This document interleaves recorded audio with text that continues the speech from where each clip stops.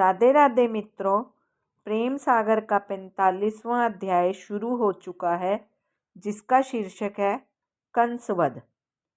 कल के प्रसंग में हमने चर्चा करी थी कि कृष्ण बलराम का कंस के मल्लों से मल्ल युद्ध शुरू हुआ। श्री सुखदेव मुनि बोले कि पृथ्वीनाथ, ऐसे कितनी एक बातें कर ताल ठोक, चानूर तो श्री कृष्ण के सोही लड़ने आया और मुष्टक बलराम जी से आए भिड़ा। इनसे उनका मल्ल युद्ध होने लगा। सिर सो सिर, भुज सो भुजा, दृष्ट दृष्ट सो जोरी, चरण चरण गई झपट कई, लपटत झपट झकोरी। उस काल सब लोग इन्हें देख आपस में कहने लगे कि भाइयों, इस सभा में अति अनीति होती है। देखो, कहाँ ये बालक रूप निधान और कहाँ ये सबल मल ब्रज समान। जो बरजे तो कंस रिसाए, ना बरजे तो धर्म जाए। इससे अब यहाँ रहना उचित नहीं, क्योंकि हमारा कुछ बस नहीं चलता। महाराज, इधर तो ये सब लोग यों कहते थे और उधर श्री कृष्ण बलराम मल्लों से मल्ल युद्ध करते थे। निदान इन दोनों भाइयों ने उन दोनों मल्लों को पछाड़ मारा। विनके मरते ही सब मल आए टूटे। प्रभु ने पल भर में तिन्हें भी मार गिराया। तिस समय हरि भक्त तो प्रसन्न हो बाजन बजाए बजाए जय जयकार करने लगे और देवता आकाश से अपने विमानों में बैठे श्री कृष्ण जस गाए गाए फूल बरसावने। और कंस अति दुख पाए व्याकुल हो रिसाए अपने लोगों से कहने लगा, अरे बाजे क्यों बजाते हो? तुम्हें क्या कृष्ण की जीत भाती है? यों क्या बोला, ये दोनों बालक बड़े चंचल हैं। इन्हें पकड़ बांध सभा से बाहर ले आओ और देवकी समेत उग्रसेन वसुदेव कपटी को पकड़ लाओ। पहले उन्हें मार, पीछे इन दोनों को भी मार डालो। इतना वचन कंस के मुख से निकलते ही भक्तों के हितकारी मुरारी सब असुरों को छिन भर में मार उछल के वहां जा चढ़े जहां अति ऊंचे मंच पर झिलम पहने, टोप दिए, फरी खांडा लिए बड़े अभिमान से कंस बैठा था। वह इनको काल समान निकट देखते ही भय खाए उठ खड़ा हुआ और लगा थरथर कांपने।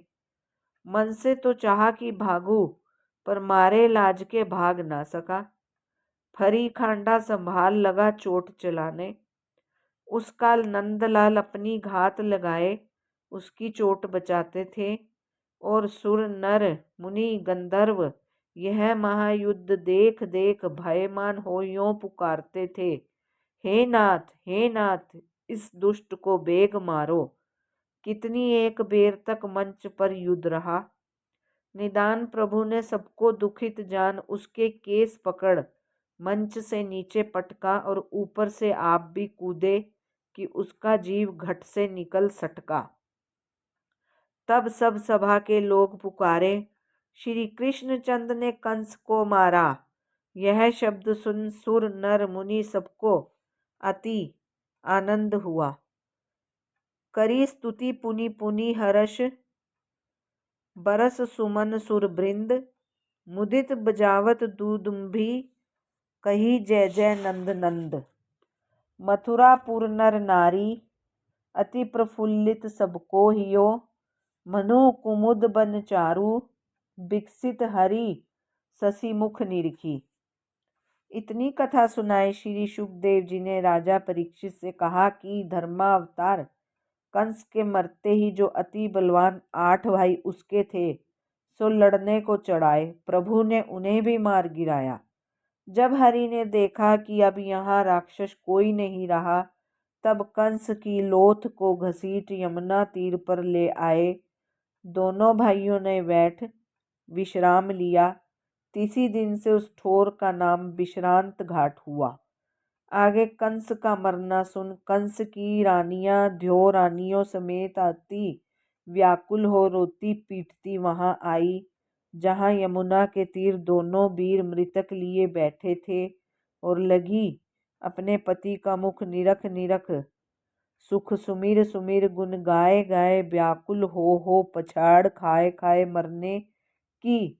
इस बीच करुणा निधान काना करुणा कर उनके निकट जाए के बोले, मामी सुनो शोक नहीं कीजे, मामा जू को पानी दीजे, सदा न कोऊ जीवित रही, मूड़ो सोजो अपनो कही, मात पिता सुत बंधु न कोई, जन्म मिरन फरिही फिर होई, जो लो जासो सन्मद रहिए, तो ही लो मिली के सुख लइये।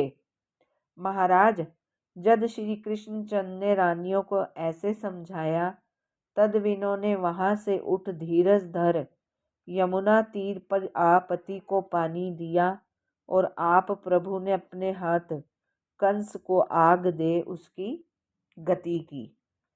जय श्री गोविंद। यदि आपको मेरा चैनल अच्छा लग रहा है तो लाइक और सब्सक्राइब अवश्य करिए और कमेंट भी अवश्य भेजिए। राधे राधे।